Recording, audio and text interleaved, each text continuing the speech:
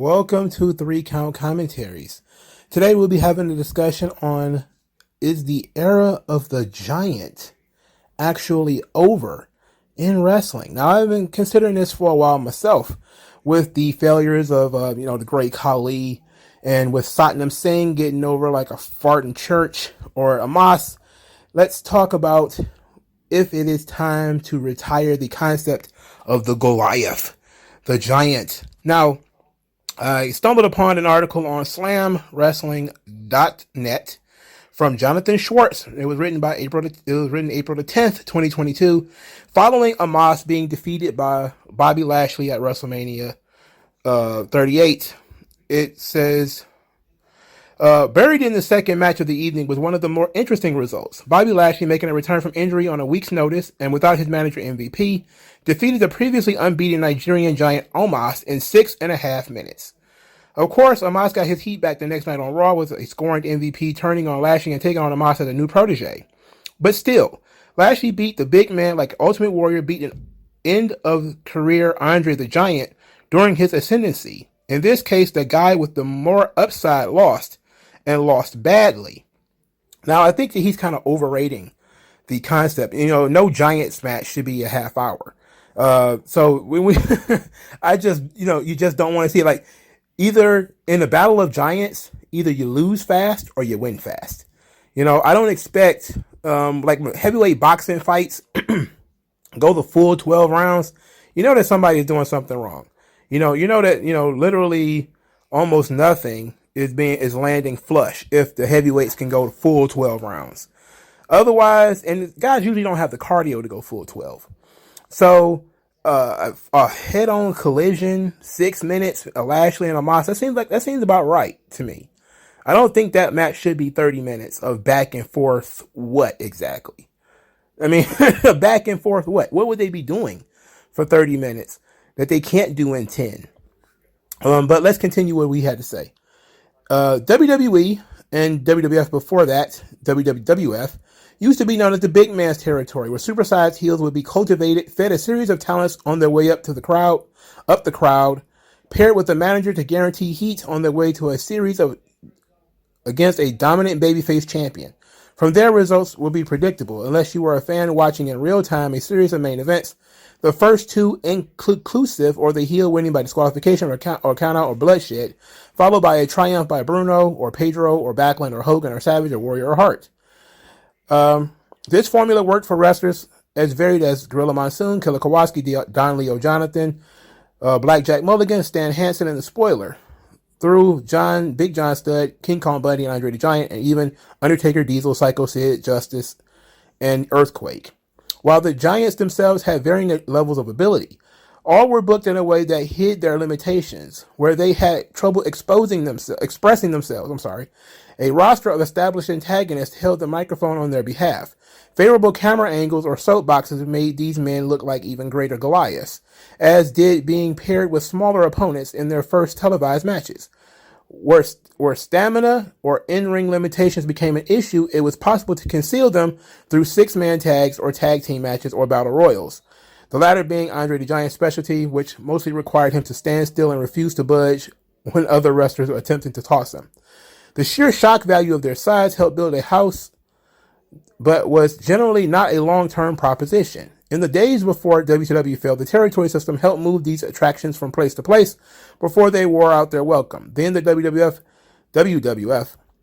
eventually became Andre's booking agent for other territories so it could cycle him as an effective occasional attraction.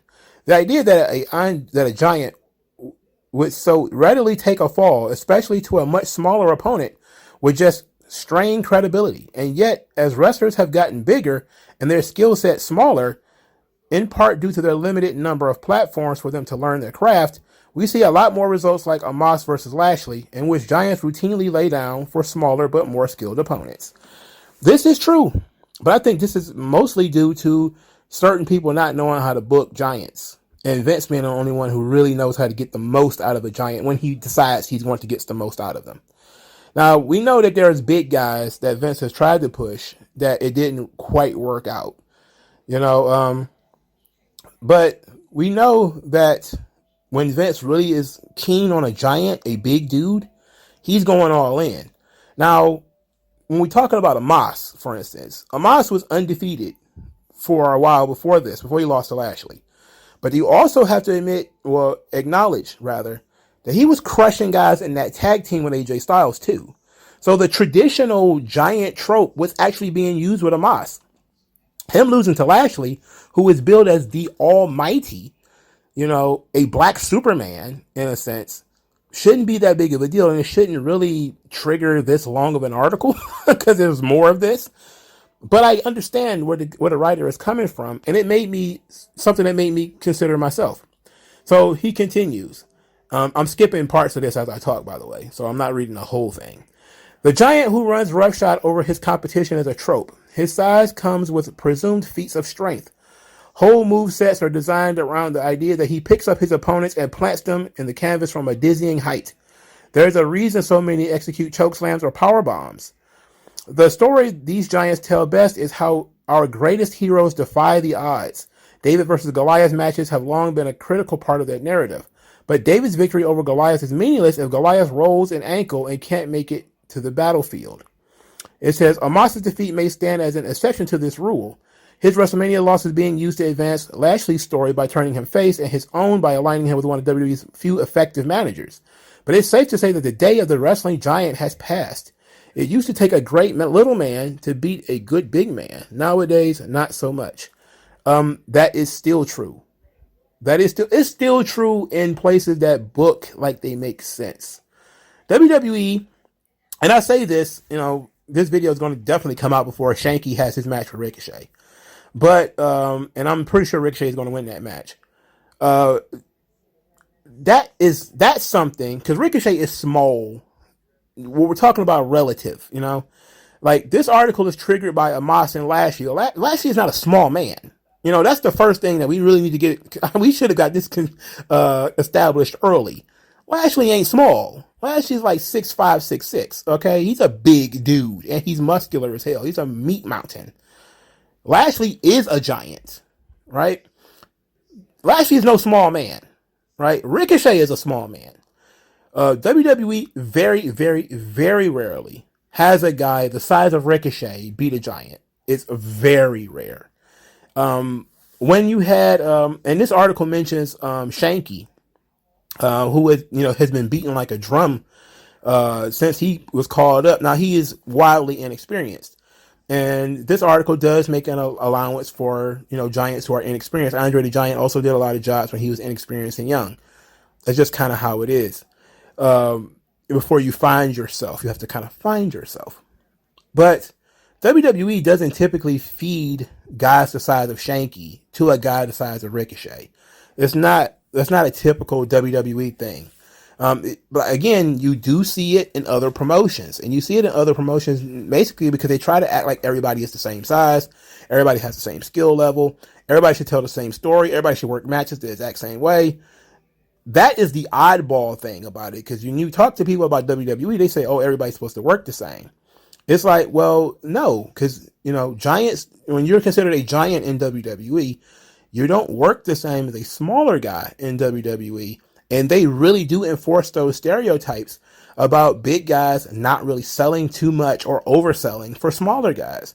They really, there have been guys who have been chewed out for overselling for smaller guys. And I'm not talking about huge giant dudes. I'm talking like guys the size of Randy Orton have been chewed out for giving too much to a much smaller opponent.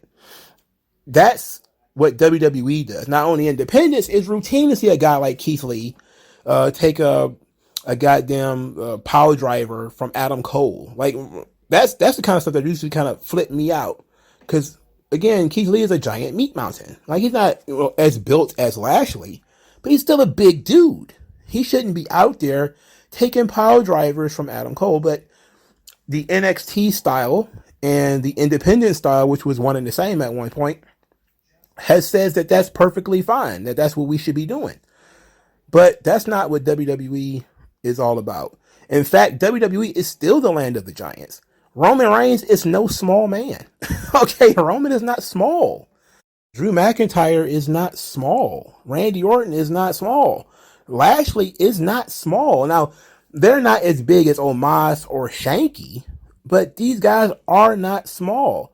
Now, WWE will take an inexperienced giant, like a Sanga or a Shanky or somebody like that. Guy who ain't been around for a while. He probably could use some more reps.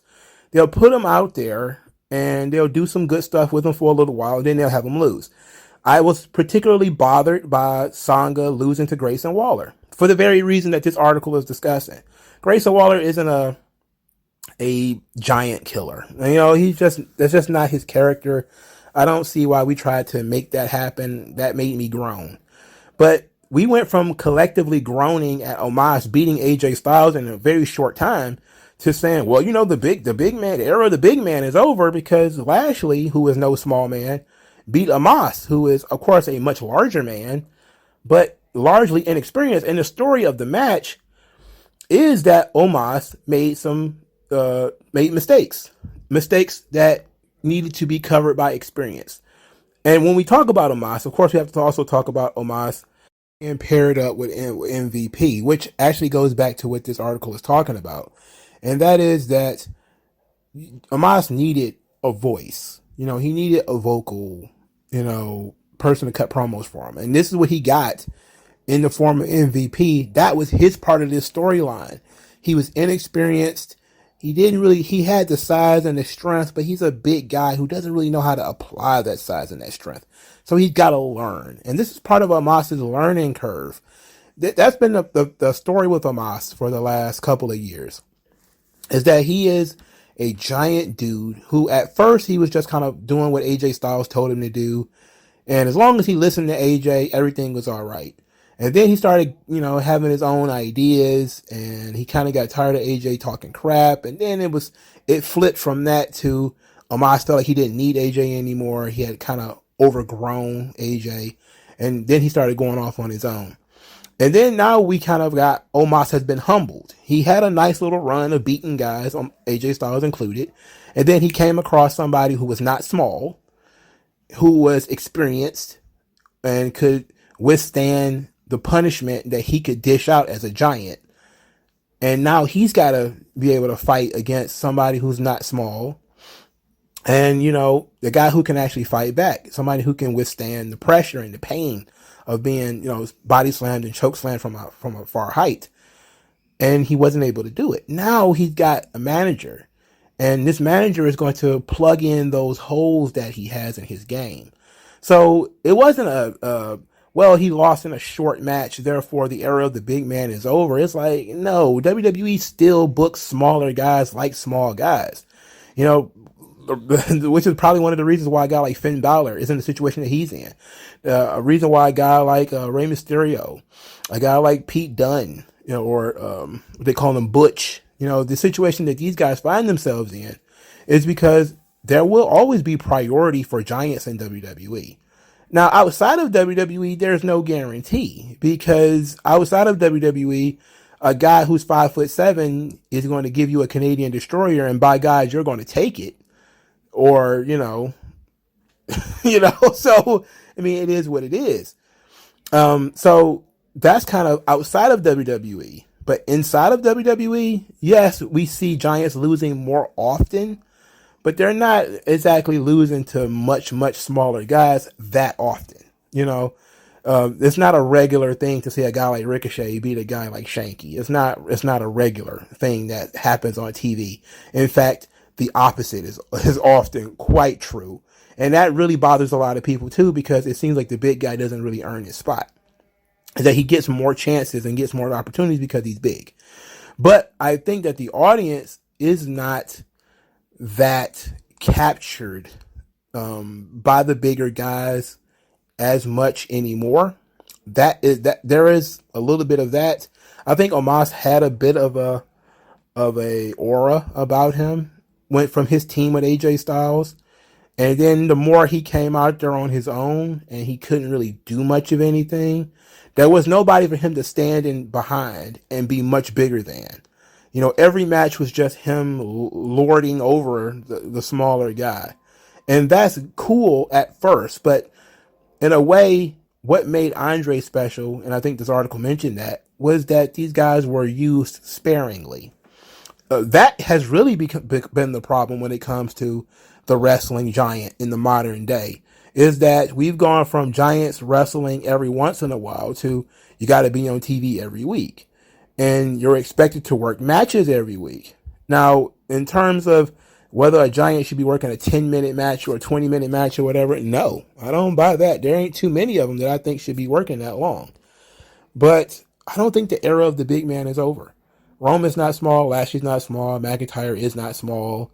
Some of them are short, but they're not small, you know. And I think that's what we need to define our terms, because Brock is big and tall. You know, he's like 6'4", 300 pounds of muscle. He's a huge, massive guy. And even he's shorter than Omos. You know, he's shorter than Shanky. It's okay to be short. But shortness is one thing. Smallness is a different thing. You know, like when they wanted Rey Mysterio to get big, he widened. He couldn't get taller. He had to widen.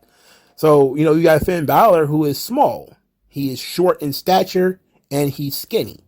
He's still well defined in terms of musculature, but he's skinny. He doesn't look like a guy who can, you know, that lifts weights and bulked up, and his gains aren't where they're supposed to be, you know? So I don't think the era of the giant is over. I appreciate the question. I appreciate the article. I think the article is pretty good. But I think it comes from an over analysis of the Omos Lashley match and not looking at the totality of things.